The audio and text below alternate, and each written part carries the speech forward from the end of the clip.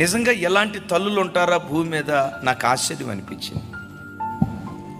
ఒక 10 రోజుల క్రితం ఒక తమిళ్ క్రిస్టియన్ ఫోన్ చేసింది. ఏంటమ్మా అన్నాను. నా కూతురు కొరకు ప్రార్థన చేయండి అయ్యా. ఏమని ప్రార్థన చేయమంటావయ్యా? నా కూతురు వేరే కాపురం పెడతానంటుంది. వృద్ధాప్యంలో నా అత్తమామలు విడిచిపెట్టి వేరే కాపురం పెడతానంటుంది. మరి నువ్వేమంటావమ్మా? నేను పొరపాటున దానికి అంగీకరించినయ్యా. ఆ తల్లి ఏమందో తెలుసా? వృద్ధాప్యంలో ఉన్న అత్తమామలను విడిచిపెట్టి నా కూతురు బయటికి వెళ్తే ఆ ముసలలో ఉసురు పోసుకుంటుందయ్యా నా కూతురు. నా పిల్లలకి వాళ్ళ అత్తమామలు ఉసురు తగలకూడదు. ఇంతకీ ఏమంటావమ్మా? చెప్తుంది ఆ తల్లి, మా అల్లుడు చాలా మంచోడయ్యా. మరి వాళ్ళ అత్తమామలు, వాళ్ళ అమ్మా నాన్నమ్మ, కొంతమంది మా సిస్టర్లు ఏమంటారు?